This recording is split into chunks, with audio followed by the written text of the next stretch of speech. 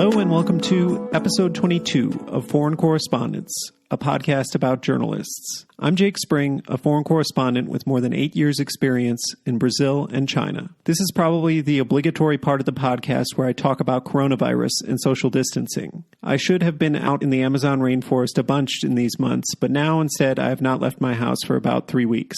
I planned those trips to the Amazon fully knowing about the outbreak in China and that it would eventually reach here, but like everyone else, I guess it just never sunk in. It's funny how fast the news seemed to move when the outbreak was in China and in Italy, but now that we're living it in Brazil, it all seems to be moving in slow motion. Still, I can't complain. I have a large and comfortable apartment, and I sit on my couch spending my days drinking from the fire hose that is coronavirus news online. And there is plenty of work to do as all the areas I cover are being disrupted. Brazil can't send as many environmental agents into the field to fight deforestation and other crimes because of risks related to the outbreak. China and Brazil's plans to increase meat exports are also on hold. The son of Brazil's president picked a fight with China that took like a week to resolve. And now, probably like just about every journalist, I've become a part-time health reporter and have a Rolodex of infectologists and epidemiologists. I'm also finding some time to get more active on Twitter, something I often admit on this podcast I'm not very good at. We'll see if those Twitter habits hold once the coronavirus lockdown lifts.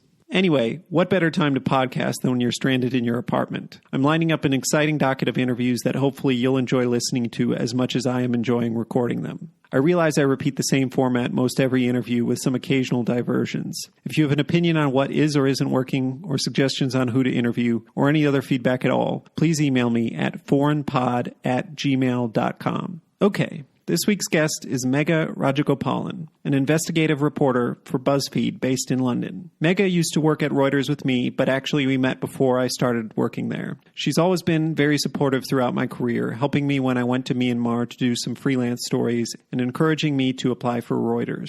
She's had an extremely enviable career, even with some hiccups that we will discuss. We talk about her investigative story about China's far western Xinjiang province. That article was really the first to explode the story on mass internment, essentially concentration camps, of the Uyghur Muslim minority there. In my opinion, it's definitely one of the best pieces of reporting on China in the last decade. Do yourself a favor and check it out. There's a link in the podcast description. She may never know if that's the story that got her kicked out of China, but in any event, she did get shut out and has acquitted herself very well, reporting around the world for Buzzfeed. There's a lot more to this interview than discussion of China. We talk about the war on drugs in the Philippines that she covered, why we didn't all just end up moving to Myanmar, and how portrayals of female journalists are totally whack. One last technical note. I set up my microphone incorrectly for this in another interview, but only discovered it later. My voice as a result sounds very tinny, but luckily Megha does most of the talking, so it shouldn't be too disruptive. So, without further ado, here's my interview with Megha Rajagopalan, an investigative reporter at Buzzfeed. Thanks so much for coming on the podcast. Thanks for having me on. If you could set the scene for me, where you are, both geographically and physically, what time it is, and a little bit about what kind of work week you've had. Well, it's noon on a Friday. I'm in London right now. I'm sitting in my apartment, actually in my bedroom, because I thought the acoustics would be better in here because of the carpet. And I'm working from home, just like the rest of the world, because of coronavirus. That has pretty much characterized my work week. I'm supposed to be working on an investigative project that is theoretically supposed to come out this month, but instead, like all other journalists, I've been swept up into coronavirus coverage, which I think is absolutely right, but that's sort of been my week. So you're having to think of coronavirus stories too? Like, I mean, they're doing the same stuff to us there. Yeah, pretty much. I mean, I think our site, I think the good thing is that it's drawing more readers, I think, to read the news in general, like not just coronavirus stuff, but our site has seen an uptick in traffic kind of across the board, even on non-coronavirus stories. But it's clear that people are super hungry for information regarding anything to do with the pandemic. Yeah, it's kind of crazy. Okay, cool. And then first off, if you could tell me where you were born, maybe a little bit about what your family was like and what growing up was like. So I'm from Maryland, and I grew up in a suburb of Maryland called Ellicott City. And both my parents immigrated from India in the 70s. My dad is a chemical engineer. My mom teaches disabled kids, mostly autistic kids. There have been no journalists in my family family. I don't think anybody ever thought that I would become a journalist. It was kind of a really random thing. I wanted to be a writer when I was a kid. I really liked reading fiction, and I wanted to write fiction and poems and stuff like that. And I mostly did that all through high school. I wasn't super interested in current events, really. And when I got to college, I happened to go to Maryland because I ended up getting a scholarship there, and it was cheaper anyway because it was a state school and the school of my home state. And because of that, I ended up thinking that I should pursue a degree in journalism because they have a good journalism program. And I started working for the school paper and covering crime there. And crime is a bit of a problem in the town where University of Maryland College Park is located. And I just got really into it. And I kind of thought that I would be a cops reporter. Like David Simon went there and was the editor of that same paper. Everyone worshipped him, and The Wire was running. And I kind of thought I wanted to work at the Baltimore Sun and be a cops reporter. Never really ended up doing that.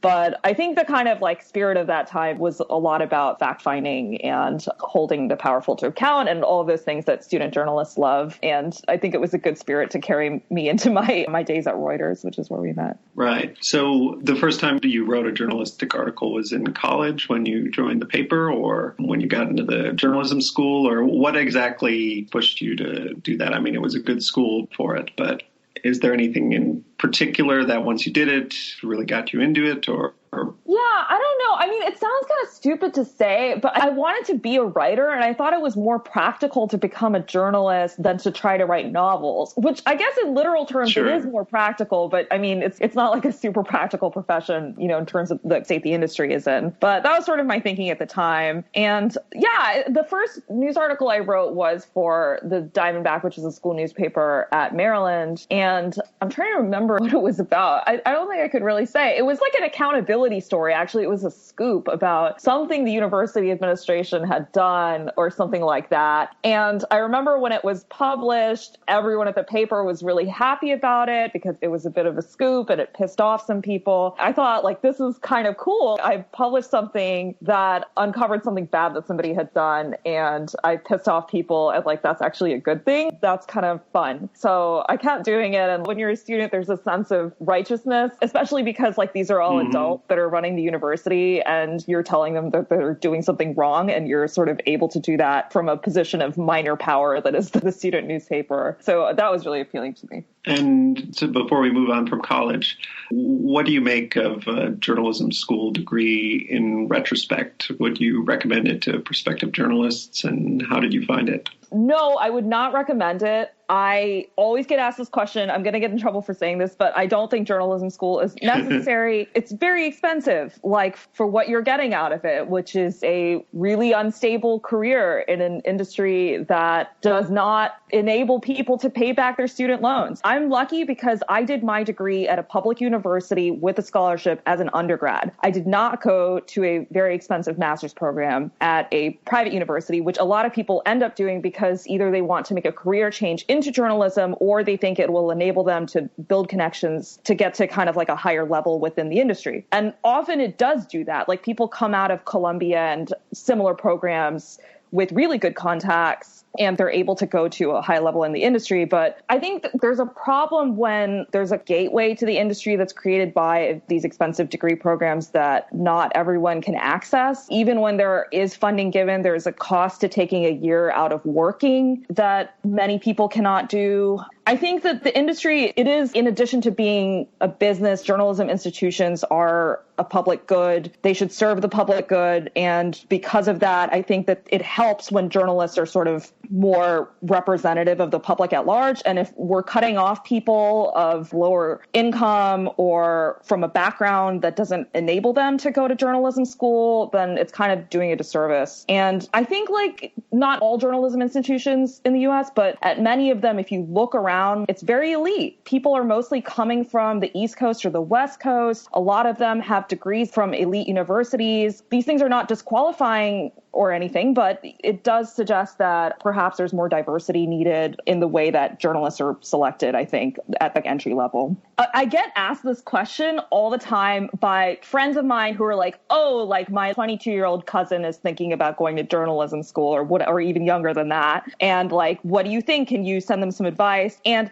without fail, I always send them this Michael Lewis essay called J School Confidential. It's from 1993. I feel bad because it bashes Columbia, which is not fair because my opposition is not specifically to Columbia, but to journalism's master's programs like in general. But it sort of makes fun of the kind of pseudoscientific curriculum of some of these institutions where they teach you kind of the formulaic approach to storytelling and that sort of thing. I think it's a really funny piece. It's perhaps a little bit unfair, but I think the bottom line is like a lot of these skills, even sort of technical skills that you would need in broadcast journalism, for instance, you can kind of pick up on the job. There's some specific skills in journalism that you cannot, things like building databases and doing data-driven reporting and stuff like that, that I do think it's helpful to have classroom instruction for. But the kind of like nuts and bolts of journalism, I don't really think that you need a master's degree for. Like it shouldn't be as professionalized as it is currently. Yeah, I think from talking to people on this podcast that the UK actually has it figured out pretty well, where people usually figured it out during or after college, and then they go to like these super blue collar sounding universities. I mean, I'm not that familiar with them, and the programs are super short. They're like not even a year, and then they get out and, you know, go work for some tiny paper. It seems to be the formula a lot of people follow in the UK.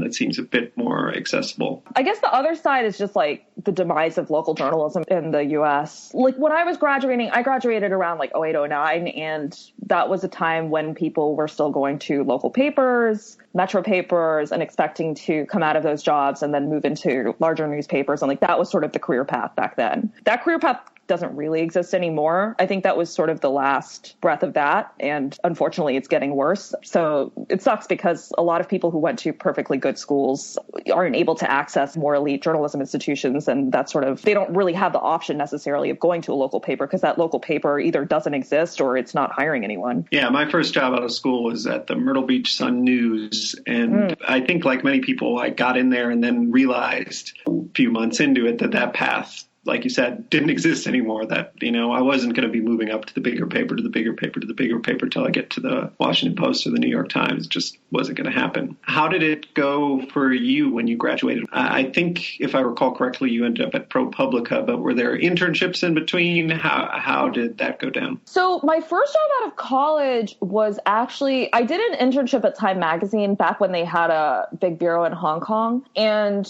I did the language study program in China for a bit. And then I went back to the States and I was essentially a book assistant based at a DC think tank called the New America Foundation. I was working for the journalist Steve Call, who's actually now the dean of Columbia Journalism School. So I probably shouldn't have bashed Columbia. But it's like a really incredible journalist and also a great boss and a nice person, which that's like a trifecta that like nobody has, I think, but he really is. And I was the assistant on his ExxonMobil book. It's called Private Empire, ExxonMobil and American Power. So I did that for like a year, even though it was like book assistant sort of sounds like a lot of just like research oriented tasks. It was really a lot of reporting because of the amount of labor that he puts into his books. It was a lot of phone work, a lot of wandering around Capitol Hill and trying to talk to lobbyists and congressional staffers and stuff like that, which seemed very glamorous to me at age 22. Yeah, and we took a trip to Alaska to interview government scientists about the Exxon Valdez spill. Yeah, it was a really fascinating project that I really value. I think after that, I went back to China on a Fulbright scholarship,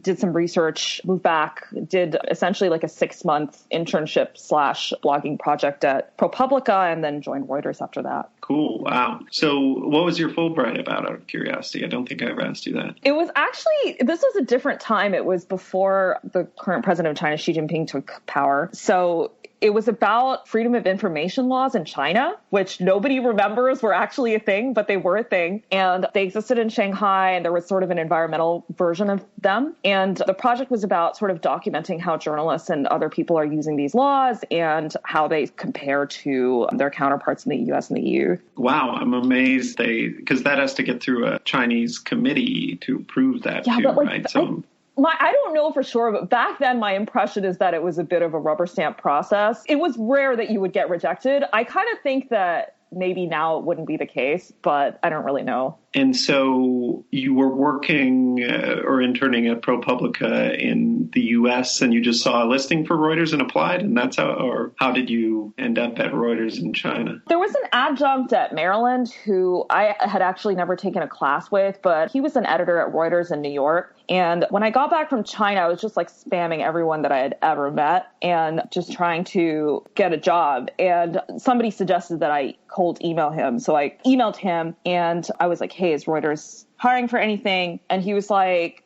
I think I just asked for coffee. I said I was looking for a job and then I asked for coffee. And he was like, well, do you have any plans to be in New York soon? Like we could have a coffee. And of course I had no plans to be in New York, but I had no plans anyway. So I was like staying at my parents' house. So I was like, oh yeah, I'm going to be in New York like this week. Like, will you be there? Like if he had said no, I don't know what I would have done, but he was like, oh yeah, like come by the office. So I booked a bus ticket from my parents' place, which is just south of Baltimore, to New York. I had one friend in New York who was living in a really crummy apartment in Chinatown, which I later moved into. And I literally slept on his floor. I practiced a lot. Like, I think it's crazy because it wasn't even a job interview. I don't know what I was practicing for, but I just thought like Reuters is this like very specialized publication.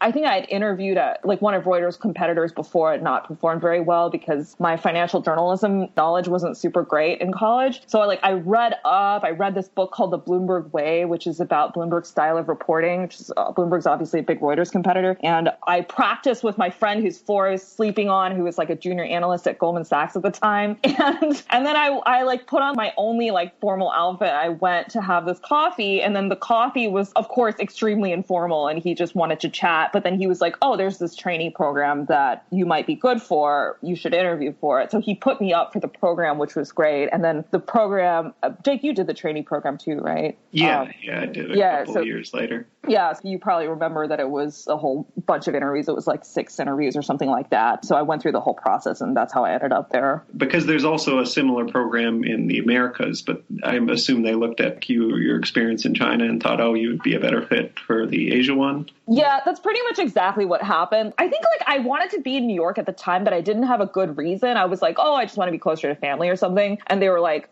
oh, okay, cool. But you speak Chinese, so you should be up for the China program. Which is like, I mean, it worked out great. So like, I can't really complain. But yeah, that's kind of how that went. Okay, so then you get into Reuters. So you ship off, you move there for this program, right? Yeah. And because you were in it for a bit before we met, but how did you find the start of it? Was it a big shock? Did you get used to it quickly? How'd it go? I thought it was great training. It really was. I couldn't have asked for a better place to kind of spend my first years as a working journalist. It was really good. I think I spent like my first few months on the economics team in Beijing, which is, as you know, is like covering sort of what the central bank does, as well as how macroeconomic trends impact people around the country. And then I got moved to the politics team, and that's what I really wanted to do. Like all I wanted to do was be a politics and general news reporter. I wasn't super interested at the time in some of the other areas of coverage that Reuters has, including financial markets and energy and things like that. So I was really happy. They ended up offering me a permanent job on that team, and I took it. And then I was on the politics team for the next, I guess, like 3.5 years or so. It's good to be at Reuters and like places like Reuters, I think, that are like highly structured, I think, when you're kind of early in your career, because you just learn to do a lot of stuff that you wouldn't ordinarily learn to do. Like if I had just started my career at a place like Buzzfeed that is kind of like a much smaller operation that doesn't have this kind of long history of how they do things, I just wouldn't have learned a lot of really basic stuff about covering a beat. I remember like we had to cover foreign ministry briefings in a very routine way. Like we had to take turns and stuff like that. And I covered a lot of state visits, and there's like a way to cover a briefing. There's a way to translate a sentence so that it's exactly accurate. There's a way to cover a briefing so that you don't miss any important information. And like, that's just stuff that you have to learn by doing. You have to learn also news judgment, what's important to take away from a certain story, and like what's worth publishing, what needs to be ignored, and how you figure those things out. You don't really learn that unless you just do it day in, day out for a long period of time. And that's kind of what it enabled me to do. So I really, really value that. And so this is when we met. We met before I joined Reuters. And just out of curiosity, I looked back in my Gmail and I remembered that you had taken a trip to Myanmar or Burma and done some freelancing stories there. And I was looking into doing the same thing. And you were super nice. You had sent me, get in touch with this or that fixer, these people there. You gave me a bunch of contacts. And that was really great. You were super nice to me. When did you make the trip to Burma? That must have been before Reuters, right? It was. It was like after my Fulbright year, I did some freelancing. I was kind of like just decided that I was going to take some time and travel around Southeast Asia and write a few things while I was at it. And at that time, Myanmar was kind of just opening up. I think Thein Sein had come to power like fairly recently. They were doing a lot of things that at the time felt really remarkable. Like they had released like tens of thousands of political prisoners. They were allowing greater leeway for like media and like civil society groups. Journalists in the country were publishing all kinds of things that they hadn't been able to publish before. It just seemed like this almost miraculous opening up. Yeah, I just thought it would be a really interesting time to be reporting there. So I ended up planning this trip. I guess that must have been around 2010 when that happened. But I spent about, I think probably 2 or 3 weeks or something. And then I reported out a couple of stories. And it was a really interesting experience because I'd never really done a lot of trip planning or like logistics planning for reporting trips. So it was like a good toe dipping into that. There were a couple of years there when everybody thought Myanmar was going to be the next big thing. And I was even like, I was looking to leave the magazine job I was at. And I was kind of looking around and I was like, oh, is Myanmar going to be the next China? And I go there and I do a few stories and it was a great experience. But I was like, no way am I moving here right now. No, I fell in love with the place. I really was like, I want to move here. Like I really fell in love because Myanmar is a beautiful country, first of all. And second of all, it's like when you're coming from a place like China where people really, it's access is hard for journalists, like as you know. And like Myanmar at the time, it was just so full of energy and optimism and like everybody wanted to talk and like you could meet people in cafes and like stuff like that. And I just loved it. And I thought, like I talked to some people when I went back home after that trip and I was like, what if I just moved to Myanmar? And they were like, some like kind of older school journalists, I guess. And I remember like one of my mentors was like, yeah, actually this is kind of like a path that people have taken to like become foreign correspondents. It's like they just like moved out and then became stringers and then eventually got on staff or whatever. So it wouldn't be the worst thing to do. And then I asked like another person who I won't name, but at the time was like a senior investigative reporter who had like won a Pulitzer and stuff like that, who I really trusted, but is also kind of like just like a no bullshit guy. And we were having coffee and I was like, I'm thinking about moving to Myanmar. And he was like, Megha, what's happening to Myanmar is wonderful for the people of Myanmar. Like it's a great like positive historical development, but it is a shithole and you should not move there. And I was like, what are you talking about? And he was like, you just spent a year in China, like move to China. This is the story of the century. Like, why would you pass that up for this like kind of smaller potatoes thing? So like he didn't literally mean that Myanmar is a shithole, of course, but like he meant that why would you choose a kind of smaller story when you have access to a much bigger story, which is China, which I think turned out to actually be good advice. Yeah. And I would say like I would move there now if I could get like a correspondent job. But I was meeting people from I forget what the English language newspaper was there. And they were kind of living on like 15 grand a year and like barely getting by. And there were these business weeklies. And it seemed like a harder way to crack in than living in China. There were just way more jobs in China. And I was at that stage where I'd had a few jobs and, I was looking to break into what I saw as like the top tier of journalism. And I saw that Myanmar, maybe not the place to do it. But I would go back now. I mean, the food was great. I love the people. Yeah. I mean, to be fair, there are a lot of journalists that covered that and then the election and the kind of early years of Aung San Suu Kyi who have made great careers out of it. Like Poppy, who is the current Reuters bureau chief in Myanmar, like she's covered it for years. She knows that story inside and out. And I think she's like one of the best journalists working in Southeast Asia right now. Joe Freeman, her partner, is also really amazing and did a lot of work there. Aung Naing So, actually everybody who worked with Reuters in Myanmar, I think is fantastic. Yeah, definitely. Okay. And then, I remember I emailed you saying thanks. And that's when you said, oh, Reuters is going to hire for some more people. And then I ended up joining Reuters and we ended up being colleagues. And you said you worked there about 3.5 years. I guess I think just like 4 all told, like with the trainee stuff. And you told me a little bit about the briefing, so that's a little bit of the flavor of it. But what led you to then leave Reuters and join Buzzfeed? So I never would have thought that I would join Buzzfeed. So what happened with Buzzfeed is they advertised the China position like far before they actually hired anyone to fill it, because getting accreditation in China is really hard for online news organizations. And I don't think they understood at the time how much of an uphill battle that would really be. But essentially, it was like this long process where they had to convince the Chinese government to treat them as a real news organization. So when that happened, it was quite early in Buzzfeed's time doing news and sort of branching out from the entertainment content for which it's best known. And I had never read BuzzFeed News. Like, I didn't really know too much about what it was. And then what happened like in 2016 was I was still working at Reuters. I had been there for 4 years. So I was sort of thinking about making a change, because in any job you can get to a point where the learning becomes less fast and that sort of thing. And I actually met Miriam Elder, who was the world editor of BuzzFeed at the time and who became my boss. I met her at a dinner at a Sichuan restaurant in Beijing that a journalist friend had put together. And we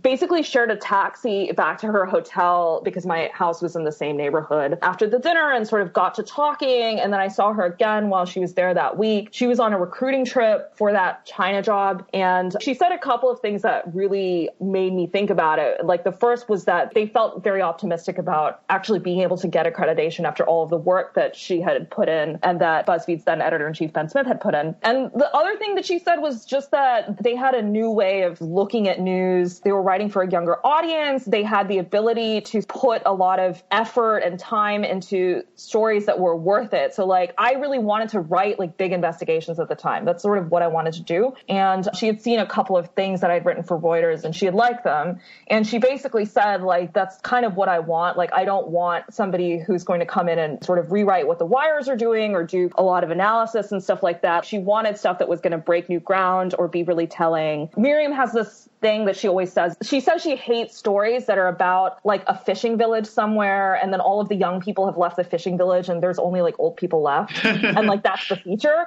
Like, she hates stories like this. And like, how many stories like that have you read about like Shenzhen and places like that? Like, there's so many, right? So like, I think like what she means by that is like she doesn't like foreign correspondence that's like postcard journalism. Like, I don't find there's anything wrong with that style of writing, but I do think that working at a place like BuzzFeed, there's a limited amount of stuff that we can spend our time on because we don't have the staff of the New York Times, Reuters, or whatever. So like, if we're going to spend our time on something, it better be making an impact. And I think that working there has enabled me to just focus on the stuff that's impactful. And I think that they were true to their word. Like, I have to say, they have given me more leeway and more resources to do meaningful work than I would have thought possible at that stage of my career. So I think that I bought the pitch when they pitched me on the job, and then it did turn out to be true. Cool. Yeah. So you get the job at BuzzFeed. You're their first correspondent there. You open the bureau. And how does that go? And just kind of lay out the steps from there to where you are today.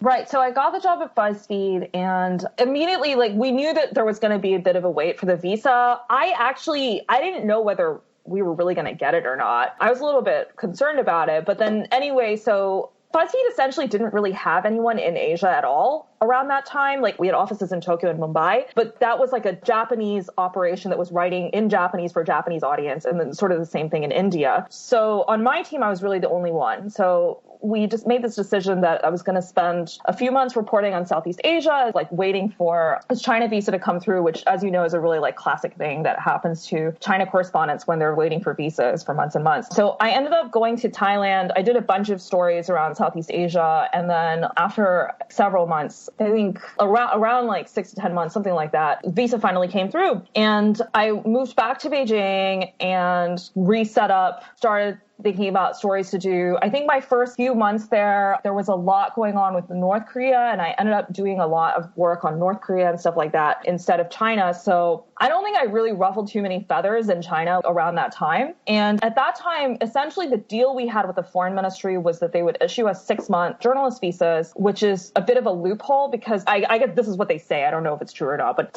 usually they do not issue 1-year visas to journalists from online-only media organizations. That's just their policy. So this was the same for the Huffington Post. I think there's probably other news organizations that have had the same setup. But in practical terms, it doesn't matter. It's like you have all of the same rights. Essentially, the only difference is that you have to renew your visa more often. So that was sort of the setup that we had. So then 6 months comes around, renew the visa, no problem. Got a bit of a talking to from the Chinese consulate in New York. But, you know, I mean, I think they said, please report more positive things about China or we'll tell your boss. And Sure. I think he actually said, we'll tell like Mr. Ben Smith, who was the editor of Buzzfeed at the time. And I was like, Mr. Ben Smith is the one who's putting me up to do all this negative stuff. So it's like, it's always funny to me, like how little they understand about the way that process works. But anyways, so that happened. I went back and I started working on kind of a sizable piece about Xinjiang, which is the far west region of China where the mass internment camps are located that you have likely heard of. There's more than 1 million Uyghurs and other Muslim minorities that are being held in these massive internment camps. And that was back in 2017, kind of the years since it's become this global news story. So I decided that I was going to do a lengthy piece about that. I spent a few months researching it, and then I went out and did that piece. And I don't know for sure, but I suspect that it was that piece that sort of led to me losing my visa. Right. And just to touch on that, I remember when you posted that on Facebook, and I was like, holy shit. It was a great piece, super well reported. We all knew about internet being shut down and all sorts of things in Xinjiang, but we didn't really know the extent to it. And to me, at least, that was the story that blew that story wide open. I mean, it's a complex story. It's what I would say about my story was like, I was the first journalist to find and visit one of the camps. I was the first one to write about it from a surveillance perspective. I think there had been previous coverage that didn't really touch on the surveillance angle.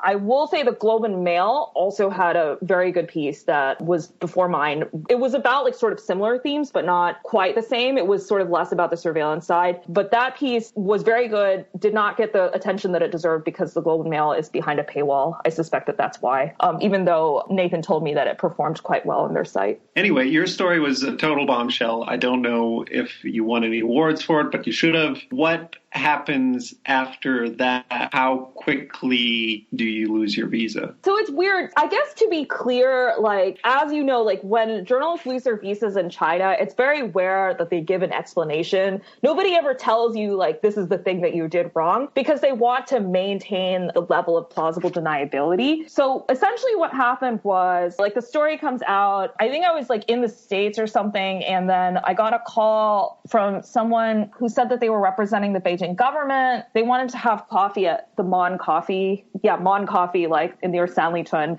which is like this Korean coffee shop that is best known for its waffles. And so I went to this Mon Coffee, and they were badge-carrying state security officials, which is unusual. As you know, like you get hassled by the police a lot in China, and you have a continuing relationship with like foreign ministry minders and stuff like that. But to actually hear from state security is like quite unusual. So that was like sort of the first clue that something had gone wrong. I didn't know what to make of this meeting. Like they didn't say to me, oh, you're going to be thrown out or like this and that. Actually, what they wanted was to know more about my contacts. They didn't even really get too much into the specifics of like Xinjiang or anything like that. But I thought it was weird, and I wrote a kind of memo about it to my employer. And then towards the end of the year, I had a meeting with the foreign ministry. It was a routine meeting. I was, of course, the only person representing my news organization in China. So it's normal to have those kinds of meetings, especially towards the end of the year. And this was actually at another Mon Coffee. I don't know what's going on with Mon Coffee and officials, but this was at the Mon Coffee. It is very good. It's a really good coffee shop, but there's a lot going on at the Mon Coffee across the street from the foreign ministry in Chaoyang that I would say to any would-be like people who are sourced up. But anyway, it really doesn't seem like the most discreet place to meet. It's not. Yeah, it's like that place is like Grand Central Station. Like I don't really understand it, but like I guess it's not a secret to them, right? What they're doing. But anyway, right. So they sat me down and they were like, this reporting on human rights is like you're getting carried away and this and that. And they were like, what you've written is wrong. And I was like, if you can point to any errors, please let me know. We'd be glad to correct it. And they were like, we're not talking about any specific errors, but it was wrong nonetheless. I was like, okay, great, sure, all right. So then, it's like during those situations, I think it's best to be polite, and I was. And we actually had a pretty good conversation. It's always good to hear their perspective and stuff. So we had like kind of a free-ranging conversation for a while. And then I said my visa is up for renewal in a couple of months. Like, are there going to be any problems? I said, no, we don't anticipate any problems. Just make sure you apply after the Spring Festival holiday when people are back from leave. And so I was like, okay. So Spring Festival, as you know, is like a week-long holiday in China. So I waited for it like the Monday after the Spring Festival holiday. And I put in my application. It was to the Chinese consulate in New York. And I got like a receipt, like we got it in the email. And I was like, great. So I kind of forgot about it. I had to go and do a story in Sri Lanka. So I went to Sri Lanka for like 10 days. And because of the way my visa worked, I couldn't get back into the country after that, which I knew. So I asked my boss, is it okay if I work remotely for a bit? And she was like, well, yeah, sure. But how long do you really think it's going to take? And I was like, well, I don't really know. And then I talked to them again in April, and this visa still hadn't arrived. And the foreign ministry was like, we never got your application. And I was like, well, but I got an email back from you guys. And they're like, well, we never got it. So I was like, something's really gone wrong here. And then the visa ended up being rejected formally around May. And then we tried to push the issue, didn't really get anywhere. They essentially said that this is a standard practice, that for online-only organizations, you can only renew your visa twice, which, first of all, no one ever mentioned this before. Second of all, Matt Schiavenza, who had been the correspondent for the Huffington Post, did it more than twice, so that's not true. So it's still a bit mysterious. I think other people at BuzzFeed, like my boss, for instance, have had conversations about this with Chinese diplomats that I was not present for because they happen in like New York and stuff like that. So I can't really say what happened in those conversations. To me, it's not clear what exactly went wrong. No one ever said, oh, it's because of that story. It's sort of been widely interpreted to be because of that story. I do think that there's something different about BuzzFeed publishing something like that versus, the Wall Street Journal, which has also done really good Xinjiang coverage, or even Jerry at AP, because the way BuzzFeed is, stuff really goes viral when you put it there. And that coupled with it was the first story to really do that, a lot of people read that story. And I think that that was probably part of what was problematic about it to them. BuzzFeed is not blocked in China. I believe even to this day, it's not blocked. Oh, wow.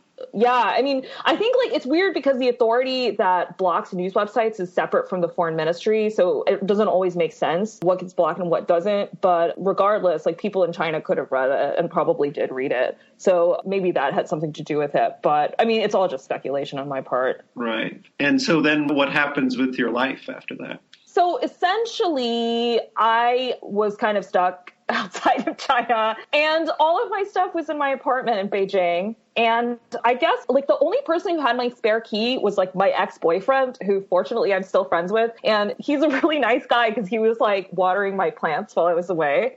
So I asked him to go get some valuables, my old reporter's notebooks and my grandma's pearl necklace was there. There's sort of random things that I didn't want the movers to take. And then essentially after that, I was there's nothing I could really do. So then we called a moving company, and it was a mess. The moving company was why are you not here for this? I don't know if you experience this, but when you leave China, there's all these stupid regulations. The customs department wants to come in and do an inspection to make sure you're not smuggling in any Ming vases or other valuables out of the country. And then they want to do a banned books inspection. And it's a mess. It really is. And for all of that, you have to physically be there and hand in your passport. And there's a lot of stuff that happens, right? So essentially the moving company figured out this workaround that we could ship the stuff through Guangzhou. It was totally legal, by the way, totally above board, but it made a difference because I think the city regulation in Guangzhou is different or something. So then essentially moving company shows up to my apartment. A very nice friend of mine had agreed to supervise this move. They get to the apartment and the lock is broken. Who knows why the lock is broken, by the way? They have to call the locksmith.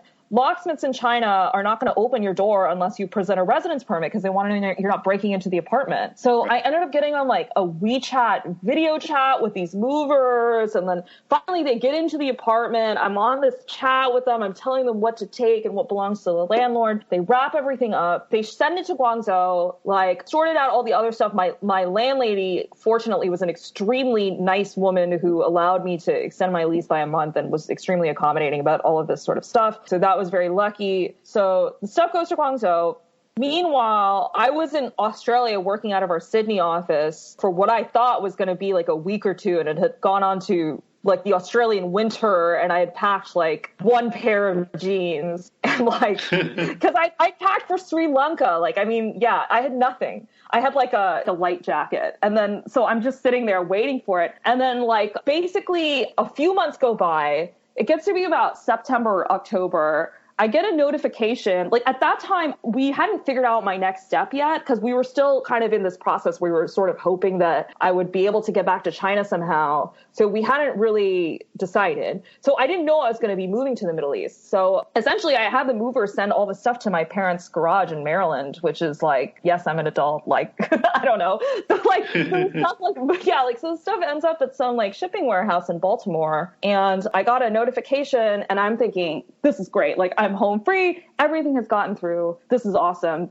And then by coincidence, I was meant to be home on vacation like that week. So the next day, my mother goes off to work and then my father goes to pick me up from the train station because I was coming in from New York, and leaving only my grandmother, who is like in her 80s and like a new immigrant from India and speaks like zero English, like at home by herself. And my mother had forgotten that she'd scheduled a charity pickup like that week. And the people from the charity come, they knock on the door, and my grandma just points to the garage. She opens the garage door and she didn't know what was going on. And they took everything. Like they took all of my stuff, which was sitting in the garage. Shit.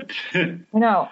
Yeah, like I ended up spending the entire week just going back and forth to this thrift store in Rockville where they were like selling off my stuff piece by piece. And I remember like walking into the thrift store and the like freaking absurdly expensive air purifier that I had from Beijing was like this blue air purifier that's probably worth like $400 or $500. It was like on the floor of this thrift store being sold for $30. And I was like, wow. No. Yeah, so I lost a lot of stuff actually, I have to say. But yeah, it was a debacle. Yeah. They gave it back, the stuff they still had, they gave back, or well, so it's strange weird. Situation. So like what happened was like BuzzFeed issues all of the foreign correspondents like basic safety gear. So like, you know, it's like body armor and like helmets and like gas masks and stuff like that, just in case something really goes down or like you need to go somewhere or like whatever, right? And so I had all of this stuff. It was part of the stuff that was taken unwittingly by the charity. And I think like at first they were like, no, you donated this, like we can't give it back. And then they started unpacking my stuff, and then they saw that I had body armor and they were like, ooh, we don't know what the deal is with these people, so let's just like give it back to them. So then after that they were very cooperative. Yeah. That's good. Turned out better than it could have, all things considered. Yeah, I got mean, back to the US. Yeah, it was like mostly in one piece. I mean, I realized like I don't need to own anything, so I didn't miss most of that stuff. So it's like, yeah, it's like a very Marie Kondo-esque experience. If you could just run me through how you ended up in Lebanon, right? And then how you ended up in the UK. Right. So it was actually Israel, not Lebanon. Oh, okay. I got that wrong. Yeah, it's okay. Yeah, I wasn't super vocal about being based in Israel because I wasn't doing that much coverage actually of Israel while I was there for complicated reasons. Yeah, so I ended up there because we sort of had an interest at the time in having someone in the Middle East, and it sort of made sense because we at one point had 3 reporters in the Middle East, and then all of them ended up moving on to different jobs, some within the company and some externally. And that was sort of something that I had always had an interest in doing. I cover a lot of topics around tech and society, or like tech and human rights, you know, ranging from some of the surveillance stuff I did in Xinjiang to like Southeast Asia and the impacts of social media and stuff like that. So I kind of wanted to continue working along some of those same themes in the Middle East. And Israel is actually a good place to do that because there are so many tech companies there, both companies that work in the surveillance world like NSO Group and Cellbrite and stuff like that, as well as like lots of different kinds of like consumer tech companies, cybersecurity companies. Like Israel is sort of the epicenter of that within the Middle East. And how long were you there for? I was there for like, I think just about a year. It wasn't that long. So how long have you been in London, and why did you move there? I moved in January. I think we made the decision because essentially like I decided that I wanted to continue reporting on like this tech and society axis. It made sense to kind of do that with a more thematic mandate rather than just regional. BuzzFeed is sort of unique in that our foreign correspondents a lot of us have like thematic mandates, like either instead of or in addition to like regional coverage. So like I have a colleague who's based in Delhi and she covers like specifically issues around women's rights. And a lot of that work does take place in India and South Asia, but she's also written stories about like Korea and China and lots of other places. We had a reporter who was focused on white nationalism journalism, like LGBT rights, all that stuff like we've sort of had historically. That sort of coverage works really well for us because we don't have the staff of lots of larger news organizations. So I think that the thinking is sort of you become very specialized in this beat, and it's a lot easier for you to own it and break really great stories and become like a real expert. So I kind of wanted to do that. And with Israel, it's a very small country. The flight links, especially to the rest of the region, are obviously not ideal. And I still sort of had an interest in continuing a lot of the work on Uyghurs and on China. And it's not super easy to do that from Israel. Not because Israel and China have any issues or anything, but just because there's very few people that specialize in that part of the world. So I think like London is a good base because there's lots of sourcing opportunities for people from all around the world. And it's a really good place to get to other places as well on top of that. So it's good because I can be productive from a sourcing perspective while I'm here, but it's also not hard to travel to other places. Makes sense. So next, let's get into a story or two. Normally, I like to ask first about a story that got away. You know, a story you always wanted to do, but couldn't convince your editor, couldn't prove it. A reporting trip went horribly awry. Oh my God, there's so many. I don't even know where to start with that. I don't know whether this counts. It's not really a story, but I remember, I think my last year or my second to last year at Reuters, the foreign ministry had organized a trip to Tibet, and I had never been to Tibet, and I was so excited. It was arranged that I was going to go, but then something happened and they backed out. I think what it was they would only allow visuals people to go because, you know, I think as a news organization, we made a decision that it was more important to send somebody from TV or photo, and I didn't end up getting to go. But that made me really sad because of all the time I've spent in China, I never got to visit Tibet, which is such a huge part of the story of China. And it's also probably the most inaccessible part of the PRC, especially for journalists, because you need to go on a tour or like you need a binder to go. So that's definitely a big regret for me. Yeah, I went to Tibet right before I joined Reuters because I knew I was going to apply for a J visa and then it would get that much more difficult. But that meant, because I didn't have that much time, that meant I went in January and it was freezing, but it was still cool. Where'd you go? We went to Lhasa, and I have a Tibetan friend who used to go to college in Beijing, met up with him there, and that was cool. And then we went out to like Everest Base Camp, and I can't remember all where else. We never made it to base camp because everything was frozen over the last like 14 kilometers. But it was a lot of fun, and the minders aren't too bad. You mostly just have to pay a driver and a guide, but they don't particularly care what you get up to too much. Just obey the road checks and all that. Like there are checks everywhere. Yeah, there's a couple others. I just thought of this. Yeah, like last year I had a story fall through. It was meant to be in Egypt. I'm not going to say what the story was because I might still want to do it, but suffice it to say it had to do with individual privacy issues in Egypt, and it was stymied for the same reason that a lot of people's stories are stymied, which is that the Egyptian government is like not good at giving press accreditation. They make it incredibly hard. You have to go and deal with some bureaucratic offices there, and it takes a lot of time, and it's something that you really need to work there. So that kind of stuff has caused a lot of stories to fall through for me. And then the other one is I did a piece on this woman named Anastasia Vashukovich, who was from Belarus. She was kind of like a socialite come like sex worker come like something else. I'm not really sure, but she was essentially holed up in Thailand. She was put in a detention facility there, and I went to try to visit her because she was claiming that she had some really vital information regarding the Trump-Russia investigation, which was a big story at the time. And I got there like just a little bit too late. I think it was like a few hours too late, and the detention center essentially had shut itself to foreign journalists. So I ended up spending like this really weird weekend like hanging out with all of her friends, who were this like really funny group of Russian 20-somethings that were hanging out in Pattaya and like taking a bunch of drugs and going to these like weird pickup artist classes to learn how to pick up women. It was very interesting to like learn about their culture. They were super fun to hang out with, but I never got to meet her, which I deeply regret. And then I ended up writing a funny little essay about it, but it was not the news story that I'd hoped to get. And I mean, obviously, I assume there would be a lot of stories you would write if you were still in China, but that's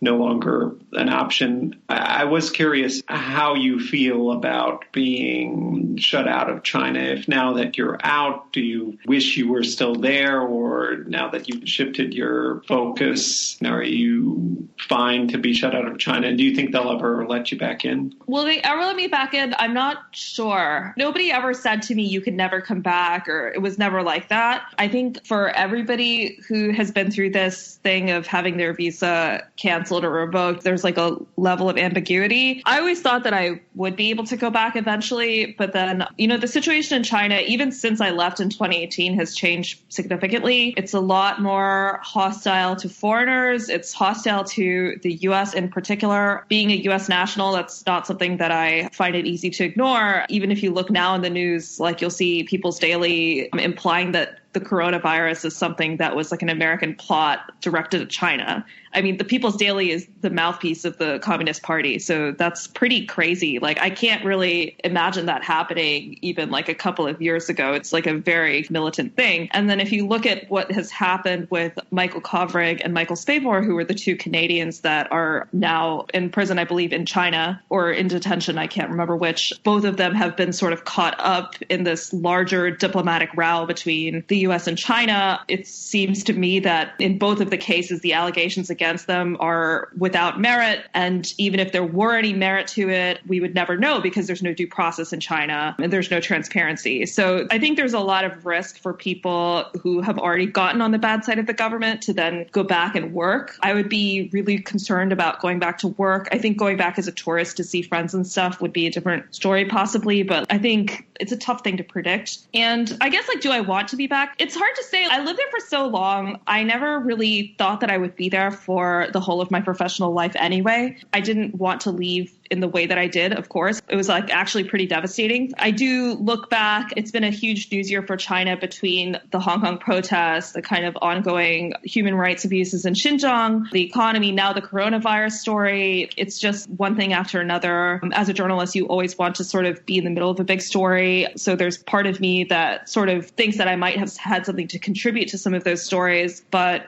on another level, it's like, your career moves on. Like, as you know, too, Jake, you move and then you move on to different kinds of stories. You still bring the knowledge that you developed in another posting and hopefully some of that expertise. But I think in the end, as a journalist, it's really hard to keep focusing on a story where you have no physical access. Like, there are people that do it. There are people that write about China and aren't there. Certainly, there's a lot of academics that do not visit or cannot visit, and they spend whole careers writing about China. So it's possible, but it's not really the most desirable outcome. And then let's talk about a story that you're proud of. If you could pick a story, explain a little bit about what it was about, and walk us through the whole process. So I wrote this piece in the Philippines in November 2016. I wanted to talk about it on this podcast because nobody read it because it was November 2016. Like, all people were reading about was Donald Trump. So I had put all this time into this story that I still think is a really good story and that I'm still really proud of, but it didn't get the audience that I had hoped it would get. This was sort of at the height of Rodrigo Duterte's drug war, which was this incredibly brutal campaign, essentially targeting drug users using the force of police departments and like armed vigilantes who were wandering the streets of Manila with impunity, especially the slums and other low-income areas. There was a lot of coverage of the drug war, but I wanted to kind of write about the U.S. connection. The U.S., of course, has a historical link to the Philippines because of the kind of colonial past. And on top of that, we continue to give a lot of aid to the Philippines in the form of humanitarian aid as well as like sort of military and police aid. And I wanted to look at some of those police aid dollars and, whether they were actually going to these police that were literally in the slums of Manila just shooting up people and stuff like that, like really with impunity, like with really no consequences for those abuses. So the reporting for the story started in D.C. Essentially what I wanted was to figure out where the U.S. aid to police departments in the Philippines was actually going, because I knew that if I could figure that out, I could figure out then whether those departments, those individual units of police, were responsible for atrocities, because that sort of stuff was being documented in the Philippines already. Like, the police in the Philippines keep that kind of data. Of course, they don't call it atrocities, but they were keeping track of like things like deaths and shootings and stuff like that. So essentially, I went to a source in DC asking around quite a bit for anyone who would have this information. I eventually got this list from a source. It was like a State Department list of individual police units that were being supported by U.S. aid dollars. And essentially, like, this was significant because there's a law in the U.S. called the Leahy Law. And the Leahy Law essentially says that U.S. aid money cannot be given to police units or military units that are engaged in, I believe it's called gross human rights violations. So the U.S., in short, like, has a responsibility to ensure that taxpayer money is not going to fund, like, human rights abuses abroad carried out by military or police units. So then after I got that list, went to the Philippines, spent a lot of time hanging around police departments in Manila and chatting up the police, and ended up getting a lot more data from the police in Manila, which was sort of the epicenter of the drug war, that showed which units were responsible for a lot of the bloodshed, compared those two sets of data, and then arrived essentially at the conclusion that U.S. money was bankrolling training and some equipment even for police that were out there killing people in the slums. I spent a lot of time just going with Kimmy Dela Cruz, who interpreted and helped set up some interviews and also took the photos for that story, and is a journalist in the Philippines. We ended up going to a lot of poor neighborhoods on the fringes of Manila, like sort of every night, like where police were actually carrying out these raids, and saw them do it quite a few times. And those trips created situations where we could meet people that we could photograph and who would be willing to talk to us and end up as real people who were characters in the story. So that was sort of the story, I guess. Cool. And so you would follow the raid, and then in the aftermath of the raid, go in and talk to people who had witnessed it or were somehow affected by it? More or less. Like, I'll just explain how it worked at the time, because it's kind of interesting. Basically, what it would happen was around like 11 at night, essentially a whole bunch of the journalists who were following the story consistently, which essentially included a lot of photographers and videographers from the Philippines, any like rando foreign journalists like myself that happened to be dropping in, some wire reporters from like Reuters, AP, and others, and like anybody else. Like, everybody would just sort of meet around like 11 p.m. at the Metro Manila Police Headquarters, and there was like a little building where everybody would hang out. And like, these were like the early days of the drug war. So the police in the Philippines were quite proud of what they were doing. They were doing it, of course, at the behest of the then new Philippine President Rodrigo Duterte, who had sort of explicitly called on police to use any means necessary to crack down on drug users. So, like, keep in mind, a lot of these people, they may be small-time users. Perhaps they hadn't used it all, but just sort of gotten on the bad side of the wrong official. There was just, like, no oversight or due process at all. It was just a campaign that allowed police to kill with impunity, unfortunately. So we would all get together, and because the police were so proud of this situation, they would call up reporters and say, like, we're planning a raid in this neighborhood at such and such time, like, come over. So all of the journalists would sort of, there was a lot of camaraderie there. Everyone would sort of go in a convoy, because a lot of neighborhoods of Manila aren't like super safe in the middle of the night. So everyone would travel together sort of for safety, and we'd all get in vans or cars and just head off to these neighborhoods. And the visuals people would just be taking video, or they would photograph, like, as the police carried out these raids. We saw some really crazy stuff. Like, I really feel for the journalists, especially the journalists from the Philippines, who were mostly like quite young and who covered the stuff day in, day out. They would do it every single week, like 5-6 nights a week, from 11 p.m. to about 4 a.m., just nonstop violence. And then they would go to bed and wake up and do it again. And even the short time that I did it, it was quite difficult. I mean, we saw homes that had been just shot up by police. The police would let you come in and walk all over the crime zone. I don't know why. We saw someone basically be executed, like with a paper bag over his head. It was just like really, really brutal stuff. And it was all sort of happening in plain sight. Like, all of the neighbors would come out. There was one occasion where there was a boy, I guess he was either a teenage boy or just over 20, but like a boy or a young man, who was shot down in the middle of the street. And then I think it was his grandmother came out, and then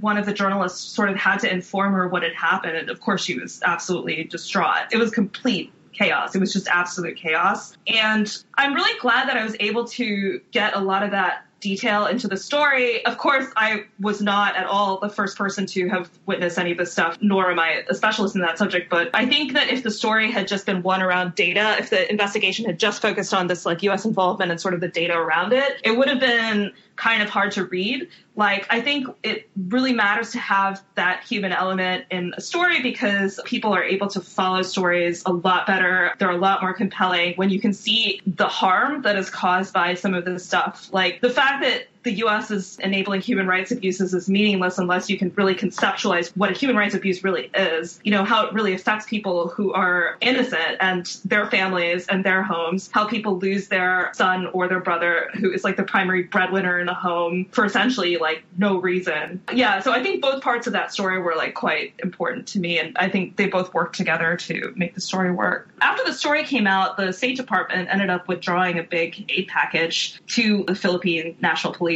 There's no indication that it was because of the story per se, and I'm sure if you asked them, they would say they would have done it anyway. But in any case, I think it's a positive consequence of people becoming aware of that connection through my story and through other channels as well. Definitely, yeah.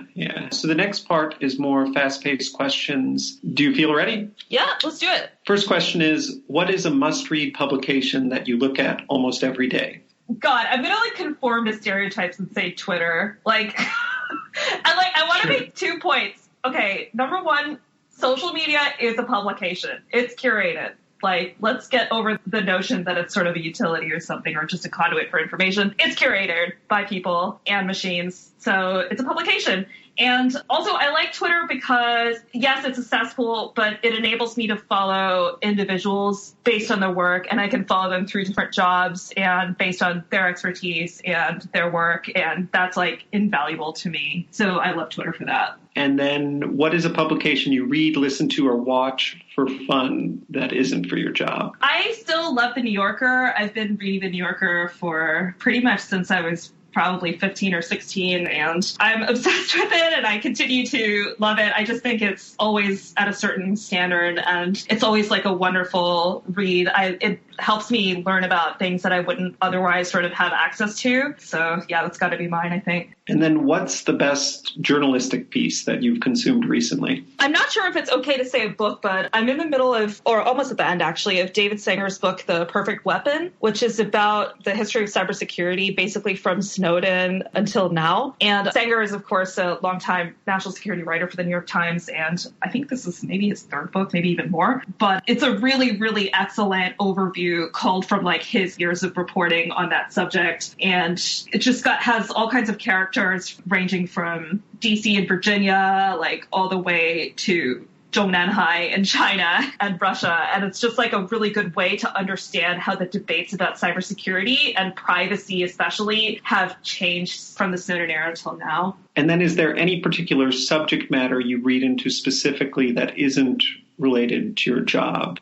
I read a lot of fiction. I read a lot of food writing. And I also read obsessively about all of the Me Too stuff. I probably have done that since before Me Too was Me Too, just like sort of about sexual harassment and like women's rights in the workplace kind of more broadly. I'm really interested in that stuff. And I do like mentorship projects for women journalists and sort of other things in that community. So it's sort of useful for me to keep up on that, even though it doesn't directly relate to my work. And the next question we've kind of already touched on, but is Twitter important to you? But I guess if there's anything more you'd like to say about Twitter. Yeah, I would just say it's helped my career a lot. So I can't hate on Twitter too much. You know, a lot of people are mean to me on Twitter, so that's what I don't like about it. But the good things are that it's enabled me to connect with people that I would never have otherwise met in real life. Like I've met like real life friends just like through Twitter. And it's definitely helped me boost my profile, which I think is really important in this industry, especially having started as a wire reporter. I think Twitter helped a lot. Probably a lot of people wouldn't have known who I was without Twitter. And at BuzzFeed, I kind of feel like we probably pay a little bit too much attention to Twitter, given that it doesn't really generate a lot of traffic. Like if you really look at traffic statistics, a lot of it does not come from Twitter. And I don't know, but I would suspect that would be true for other news platforms as well. But regardless, that's sort of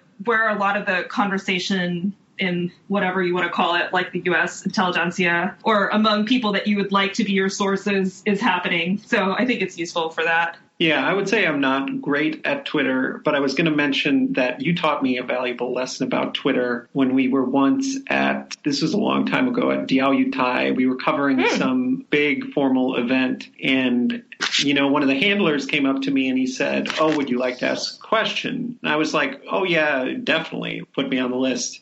I'll ask a question. And then it became clear it wasn't going to happen till the afternoon. And it was one of these big events that last a long time, and we were going to switch out reporters. And you were there at the same time as me. And like, I was going to switch out for our colleague Kevin, who is Chinese descent guy. And I told the handler this, like, listen, if it's after this time, it's going to be this guy. And he was very much like, made it very clear he wanted it to be me because I'm from the US, so they want me to be white.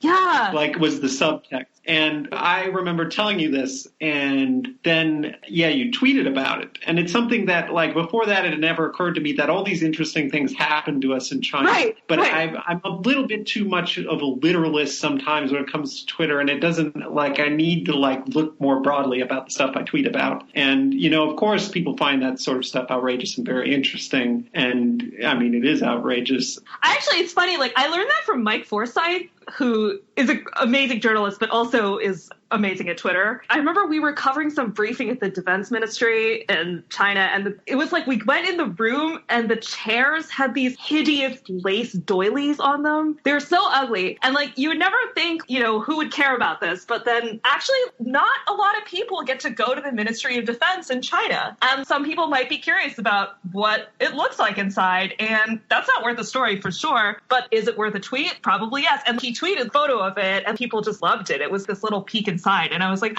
oh, maybe the mundane details of my life where I mostly hang around and wait for Chinese officials to show up actually is interesting to some people. So I started doing more as a result of that. And then the next question is, if you had to trade places with one journalist, living or dead, and you would have their career, who would it be? I have many answers to this. Okay, so for living journalists, I would say I really love Rukmini Callimachi's work, and she's had a very broad career, but still sort of managed to carve out a niche where she is the expert. Like, she really knows that story inside and out, and she's good at everything. Like, she's good at podcasts, she's good at stories, like she's good at long projects, short projects, breaking news. She can do social media really well. She's just like a real all-star to me, so I think she's great. And I would also say Nicole Hannah-Jones, who's at the Times Magazine. I just really, really admire all of her work. I sort of very briefly worked, I can't even say I worked with her, but I worked sort of adjacent to her when I was interning at ProPublica a million years ago, and she was great then, and she's really, really great now. And I really appreciate the kind of historical lens that she brings to her work,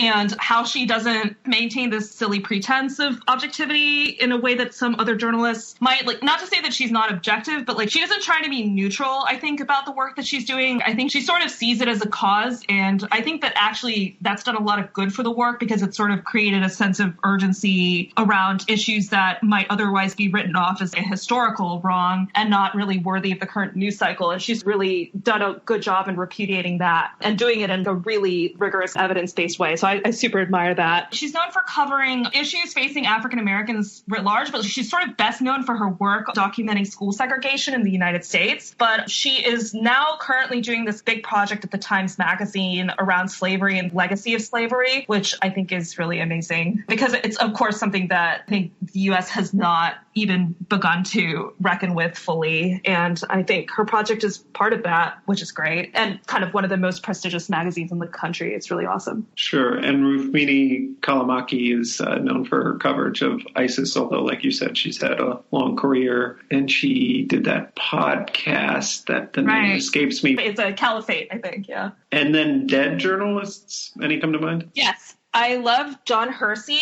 who is best known for his long work in The New Yorker, where he went to Hiroshima in the aftermath of the A-bomb and documented what was happening there. And he did a lot of great work, but I think that's the one that kind of has made him a historical figure. It's sort of a very classic example of bearing witness to something that has to be witnessed. And he brought it, I think, to audiences in the U.S., the kind of totality of what had been done there. And he did it with a lot of sensitivity and showed a lot of courage, of course, going there at a very dangerous time. So, yeah, I think he's really great. And then Nellie Bly, who was a journalist in the U.S. in the early 20th century. Well, she was best known for, like, her undercover work. Like, she did a lot of things in her life. I think she was, like, an aviator. She was just, like, a woman about town. But she also worked as a journalist, and she went undercover to a mental hospital to, like, document abuses. And she did all this kind of undercover work, which is really cool because, like, first of all, it wouldn't have been super easy to do that as a woman and to be taken seriously around that time. Like, I've never done any undercover work.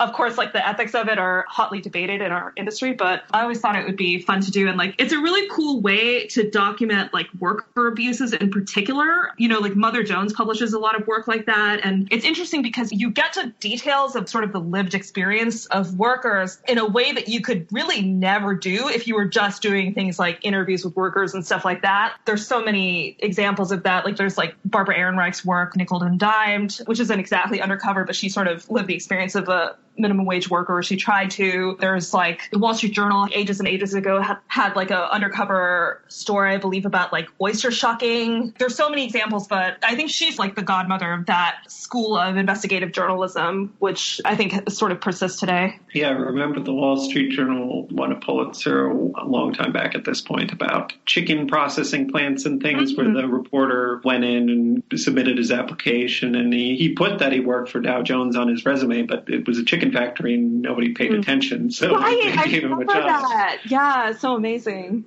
Yeah. And then the next question is, what do you think you bring to the table that makes you a good journalist? That's a tough one. It's kind of a job interview question, I guess. I try to bring sensitivity to the subject, I think, in a way that maybe is hard for other journalists. You know, I try to see things from their perspective and try to sort of figure out why they're engaging, and first of all, make sure that they feel not just protected, but also just like heard. When I started out, I used to think that people are doing us a favor by speaking with us, but you know, a lot of times they just want to be listened to, they want to be heard, and they think they have something important to say, and they want somebody who's really going to engage with that and not just use them or write them off. And so I try to like make sure that whether it's like a hostile interview or a friendly one, I try to just make sure that they feel sort of empathized with in some way. So I think that's something that is possibly something that I do that is different from other people's styles of reporting. What is one thing you wish you could travel back and tell your younger self? Like, I think my younger self, I was kind of worried about the kind of difficulties of working in media as an industry, like the kind of instability of working in this industry. And I continue to feel that way. But I think one way to sort of insulate yourself from that is to just always recognize that in the end, you should think about it as the things that you're creating for your own career. You're creating it for your own reasons, whether that's to make an impact on something or get a certain kind of readership or whatever reasons you might have. That stuff should really come first. If you're writing in a certain way simply to please your employer or to impress your bosses at a particular place, I think it's a bad way to frame a career. Like, you need to do that, of course, to some extent, but in the end, you and I are not going to have the kinds of careers that people a generation above us would have had. Like, we're not going to have the luxury of staying in one place or like one newsroom for the entirety of our careers and sort of having the stability of that. So I think that we have to focus on creating things that sort of translate to multiple audiences, that we can continue to be proud of even after we've left a particular job, that we can carry with us as sort of a personal accomplishment and something that doesn't only work within a certain style or a certain context. So I think, like, for instance, like when I was a student journalist, I wasn't really thinking about it that way. I sort of just wanted to produce stuff that would go well in student paper. But if I could go back, I would have said, you know, you should investigate something that has a broader resonance, whether that's frat hazing or homelessness on campus, financial aid for students, like all of these issues that are sort of big issues in the U.S. when we talk about education, but don't necessarily figure into like the kind of day-to-day coverage of a student paper. But like those are the sort of things that would get you noticed by a professional recruiter, for instance. And like the same thing holds true in like all of my subsequent jobs, I think. Like now I try to be really conscious of this. Like I try to write stuff that I think will serve BuzzFeed well, but will also carry me forward for the rest of my career. Stuff that I can continue being proud of and will stand the test of time at least a few years into the future. Of course, like not every piece you write is going to be like that, but I think in a year you should strive to produce as many works that are like that as you possibly can. The next question is, what is one thing that most people don't know about you? When I was a student in China, I earned money in like a lot of weird ways, But one of them was I was a cartoon voice actor. I played a waitress in a noodle shop that knew kung fu, and she like moonlighted in these like street fights. And yeah, so that's what I did. And I actually, among the stars of this weird cartoon ensemble, was also our former colleague Adam Rose, who played my husband at one point. Yeah, wow. Reuters lore. It was an English language cartoon released in China. CCTV had made this cartoon in Chinese language. For some reason, they wanted to enter it in the Cannes Film Festival, so they were going to dub it in English. So I was like the dubbed voice of this kung fu waitress. What is your favorite film, book, TV, or other media property about journalists, and why? I will be unoriginal and say Spotlight. I loved Spotlight. It is probably my favorite movie ever about journalism. Probably I like it even more than All the President's Men, which is considered the gold standard in that genre. Or I love the screwball comedies like His Girl Friday and Philadelphia Story and stuff too. But the reason I love Spotlight in particular is that not only just the fact that it's extremely realistic in its portrayal of the absolute drudgery of investigative journalism and how like utterly unglamorous it is to like knock on doors and like sit in a room wearing like bad clothes and like whatever under fluorescent lighting and like do this work. But I also love it because Sasha Pfeiffer's character, which is much more true to life than pretty much any portrayal of female journalists in the media I can think of. Like, female journalists in the media are almost always portrayed as basically like glorified prostitutes, and it's not a good image for the profession. Like, I mean, of course,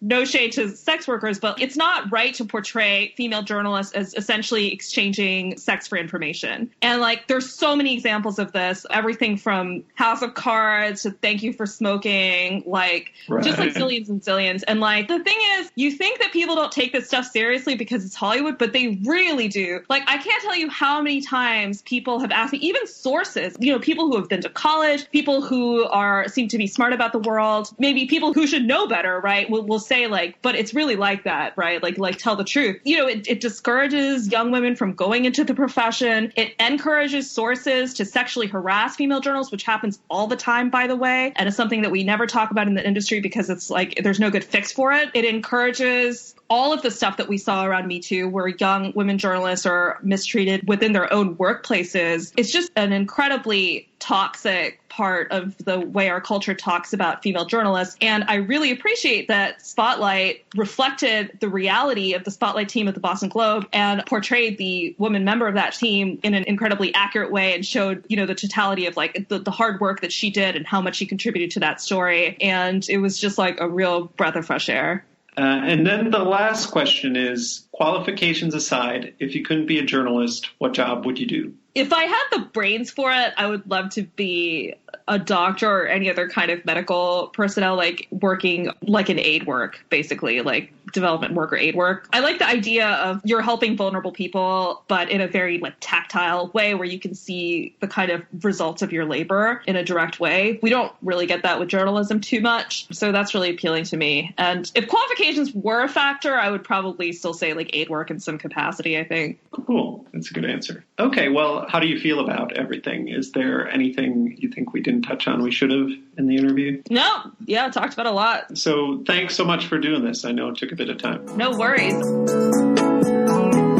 That's our show. Thanks for listening to my conversation with Megha Rajagopalan, a London-based investigative reporter with Buzzfeed. I'll post links to some of Megha's work and other things we talked about in the podcast description and also on our show page, foreignpod.podbean.com. If you like the show, please subscribe to it in Apple Podcasts, Stitcher, Spotify, YouTube, or wherever you get your podcasts, and leave it a 5-star rating. Beyond that, it would be a huge help if you also write out a positive review saying what you like about the show. It helps get the podcast more attention. Follow or tweet at me on Twitter at @foreignpod. On Facebook, our page is facebook.com/foreignpod. Above all, if you know someone who might like the show, please recommend it to them. This show is produced and edited by me. Our music is a track called Love Chances by Mackay Beats. There's more information on that in the podcast description and on our show page. Please look for the next episode to be posted on Sunday, April 19th. Until then, I'm Jake Spring, and this is Foreign Correspondence.